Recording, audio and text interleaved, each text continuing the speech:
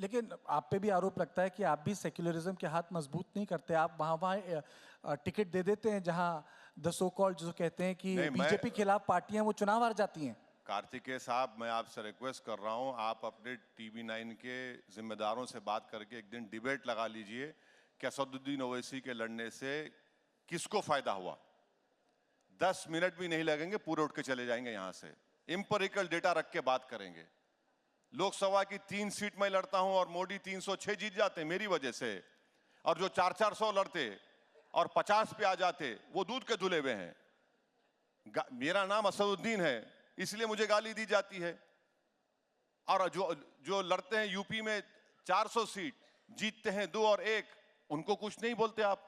मैंने आपसे मुराद जो दूसरे लोग जो हमको गाली देते। पर किशनगंज का दर्द भी तो समझिए। क्या किशनगंज वही सीट अनाउंस कर दी आपने। हाँ? किशनगंज का दर्द तो समझिए। नहीं कि अरे मैं पिछले बार भी किशनगंज लड़ा था, 3 लाख वोट मिले हमको।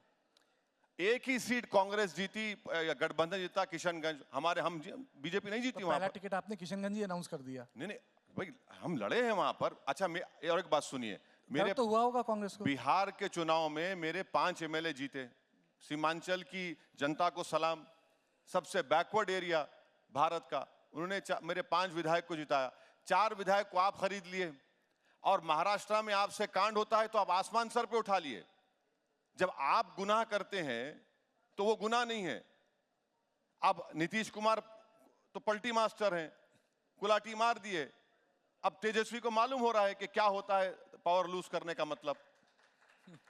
लोग कहते हैं कि ओवैसी साहब दिखते हैं बीजेपी से लड़ते हुए, हाँ? लेकिन वो लड़ कांग्रेस से रहे हैं। किससे लड़ते हैं? दिख तो रहे हैं बीजेपी से लड़ते हुए, हाँ? लेकिन लड़ कांग्रेस से रहे हैं। इसीलिए टोल गेट के पास मुझ पर 6 गोलियां चलाई गई थी। मैं बोला था किसी को चला दो बेटा गोली। हाँ? क्या बात कर रहे हैं? मैं नहीं कह रहा, राहुल गांधी कहते हैं आपकी यारी बीजेपी से है। गाड़ी पर गोलियां चली मेरे, एक नहीं 6 गोलियां, कितने 4-5 गोलियां चली। मेरे घर पर हमला हो जाता है, ये सब मैं करा रहा हूं क्या सेटिंग बोल के? भाई मेरे घर में भी फैमिली है। तो इसका बीजेपी से क्या लेना देना? मैं बता रहा हूं ना आपको, अब बहुत लेना देना है उससे, बहुत कुछ लेना देना है। आपको नहीं दिख रहा तो मैं क्या करूं? ऐसी बात कर देते हैं वैसे साहब। इसमें सवाल मैं आपसे पूछ रहा हूं कि आप पे आरोप लग रहा है, मैं बता रहा हूं ना, मोदी के खिलाफ लड़ते दिखते हैं पर लड़ाई आपकी कांग्रेस से है। नहीं, लड़ाई देखिए, लड़ाई तो सबसे है। अच्छा, राहुल गांधी भी कहते हैं, आप फिर बोले कि आप, मैं बता रहा हूं ये राहुल गांधी भी कहते हैं। अच्छा, आप जब ये पार्लियामेंट में डिबेट हुई थी 22 जनवरी के बारे में, आपको चाहिए था कि अपोजिशन लीडरों की स्पीचेस को दिखाते आप? ऐसा लग रहा, मैंने अपनी स्पीच में कहा, वो नहीं दिखाया आपने, वो नहीं बोला। आपकी स्पीच तो बहुत चली, वायरल है। अरे मेरी क्या हुआ, जो अपोजिशन के जो लोग स्पीच दे रहे थे ना निगल सक रहे थे ना कुछ बोल सक रहे थे। तो हमारे मुसलमानों में क्या होता, जब काजी साहब और 2 गवाह दुल्हन से जाकर पूछते कि आपकी रजामंदी है इस लड़के से शादी करने के लिए, तो बाज वक्त दुल्हन शर्मा कर खामोश हो जाती है, तो उसकी खामोशी को रजामंदी के तौर पर लिया जाता है। तो ऐसा ही लग रहा था लोकसभा में कि ऐसा खामोश बैठे हैं पूरे। अच्छा चलिए छोड़िए, आप बताइए राहुल गांधी कैसे लीडर है? हाँ? राहुल गांधी कैसे लीडर है? मैं कांग्रेस से मेरा कोई ताल्लुक नहीं है। अरे भाई, कांग्रेस के नेता होना जरूरी नहीं है। मैं पूछ सकता हूँ कि अरे मैं क्यों बोलूं भाई? बराक ओबामा कैसे लीडर थे? आप पूछिए कि आप कैसे एंकर हैं, बोलूंगा मैं कुछ। नहीं, वो तो आप कभी भी बोल सकते हैं, आपको तो 20 साल से जानता हूँ। मुझे ज्यादा मालूम। मैं पूछ रहा हूँ आपसे कि राहुल गांधी कैसे नेता? मुझे नहीं मालूम भाई, मुझे नहीं मालूम। मैं ट्विंकल ट्विंकल लिटिल स्टार हूँ, बड़े लोगों में क्यों ले जाके मिला रहे मुझे? अच्छा, वो जाने वाले भाई, ऊपर है, हम नीचे हैं, जमीन पर है, मेरे को नहीं मालूम उनके बारे में। ये तो बिल्कुल मोदी जी वाली बात कर दी आपने, नामदार और कामदार। नहीं, मैं ये सब नहीं कह रहा हूँ ना, मैं नहीं जानता भाई, बड़े लोग हैं, आप क्यों ले जाके मिला रहे मुझे? अच्छा एक चीज बताइए, अरविंद केजरीवाल आपको बीजेपी का छोटा रिचार्ज बोलते हैं? हाँ बिल्कुल है, छोटा रिचार्ज।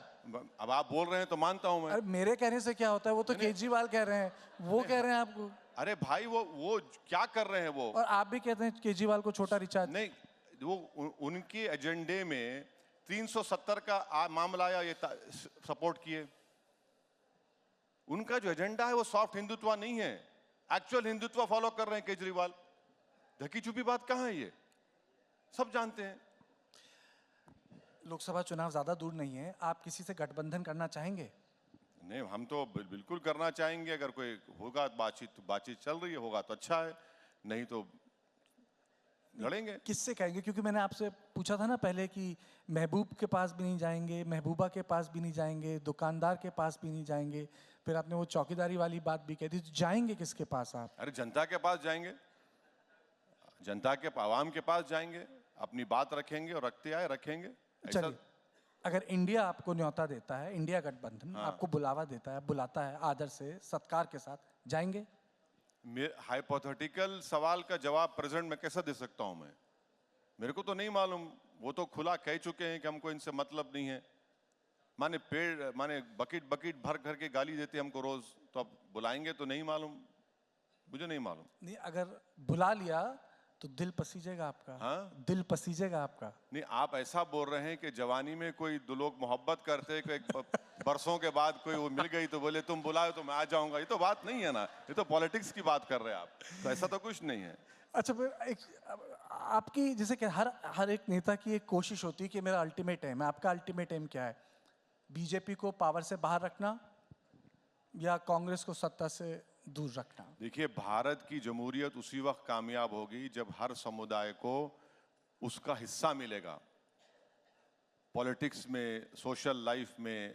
ये हमारे जो बुजुर्ग थे आज़ादी की लड़ाई लड़ाई, उनका ख्वाब था। उस ख्वाब को पूरा करना है कि सबको हिस्सा मिले, बराबरी का हिस्सा मिले। तो वही उसी ख्वाब के पीछे हम दौड़ रहे हैं कि भाई हमको हिस्सा मिलना चाहिए। अगर हिस्सा नहीं मिलेगा तो फिर जमहूरियत, कामयाब जमहूरियत कैसे रहेगी? कामयाब जमहूरियत नहीं रहेगी, लोकतंत्र कामयाब नहीं रहेगा। आपके पास कोई प्लान है मोदी को हराने का? कोई बिग पिक्चर जिसे कहते हैं, बड़ी स्कीम, कोई एक अंडरस्टैंडिंग? क्योंकि ऐसा लग नहीं रहा है कुछ ऐसा होगा। आपके पास है कुछ? नहीं, अब जो प्राइम मिनिस्टर बनना चाहते हैं उनसे सवाल करिए आप। नहीं, वो नहीं तो नहीं, मुझसे सवाल मत करिए ये। आप नहीं बनना चाहते? हम नहीं चाहेंगे कि तीसरी मर्तबा इस अजीम मुल्क के वजीर आजम नरेंद्र मोदी दोबारा तीसरी मर्तबा बने। मगर जिनको प्रधानमंत्री बनना है, जो प्रधानमंत्री बनने का ख्वाब देख रहे हैं, उनको, वो लोग क्या कर रहे हैं उनसे पूछिए। उनसे पूछिए कि आपके पास क्या ब्लूप्रिंट है। पर आप ख्वाब नहीं देखते मूवर एंड शेकर का, प्रधानमंत्री बनने का? हर पॉलिटिशियन बनना कौन? चाहता है, टॉप पोस्ट पे जाना चाहता नहीं, है। मेरा नहीं है। आपका मेरा नहीं नहीं है, है? मेरा बिल्कुल नहीं है। मैं जहाँ हूँ खुश हूँ। मैं जो काम कर रहा हूँ, मेरी लड़ाई वही है। मेरा वो, देखिए, ये सब बड़े बड़े लोगों के ख्वाब होते हैं, मेरा ख्वाब नहीं है वो। आपका ख्वाब क्या है? चलिए वो बताइए। बता दिया आपको, और क्या बोलूंगा मैं। यही ख्वाब है? हाँ, ख्वाब यही है। ख्वाब नहीं, कोशिश है। ख्वाब ऊंचे देखना चाहिए, उसको पूरा करने के लिए मेहनत करनी चाहिए। मगर ये ख्वाब नहीं है कि दिल्ली के गलियारों में आकर बैठना, वो मेरा ख्वाब नहीं है।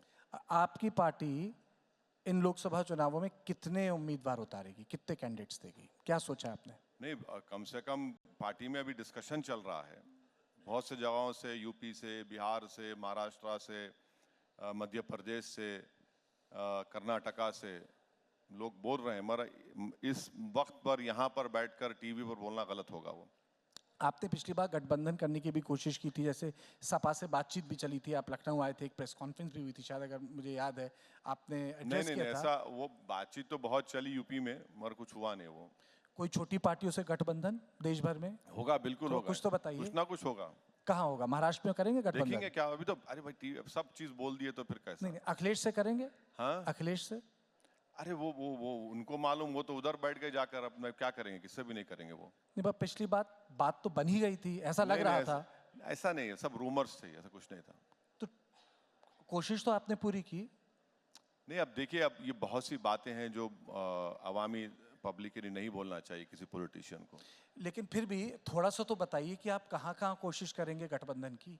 अब मैं बता दी ना, इतने स्टेट्स बताया, देखें क्या होता अभी। नहीं, ठीक ठीक बताइए। एक आपने महाराष्ट्र बोला, दूसरा? अब कोशिश, प्रपोजल, पार्टी में बातचीत चल रही है, देखेंगे आगे क्या होता। अच्छा, एक आखिरी सवाल मैं आपसे पूछना चाहता हूँ। भाई साहब, एक आप टूर पर थे अमेरिका, एक टूर पे थे ना अमेरिका, एक बच्चे ने आपसे बड़ा सवाल पूछा था।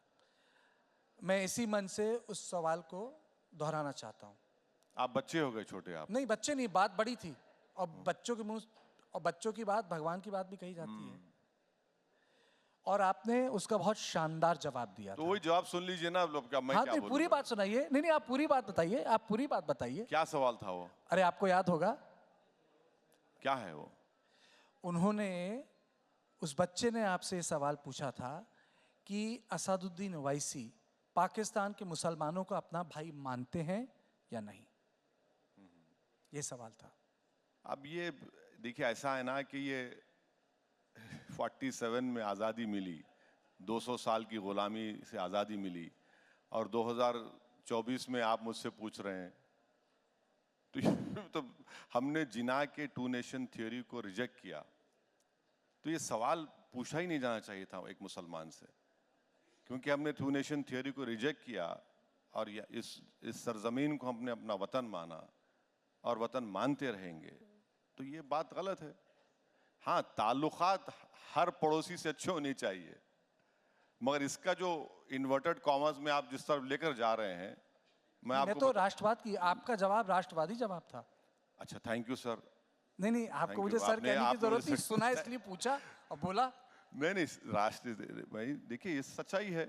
नहीं, आप ही ने बोला था ना। नहीं, हम हमारे बुजुर्गों ने पाकिस्तान, आप ही ने कहा था जब कसाब जैसे बोला था ना, आतंकियों को भेजना बंद करेगा, आपने बोला था, तो उसको दोहराने में क्या दिक्कत है? बोल दिया, क्या क्या बातें याद नहीं आती, कितने बातें बोलेंगे आप? अरे पूरा देश सुन रहा है, भारत। अरे नहीं, हम बोल दिए, हम तो बोले हैं भाई। उस लड़के ने पूछा था, हमने कहा कि भाई साहब अभी आप बात कर रहे हैं, ये आज देख लीजिए क्या हो रहा है। बहुत बहुत शुक्रिया, बहुत बहुत शुक्रिया इस सेशन में आपका।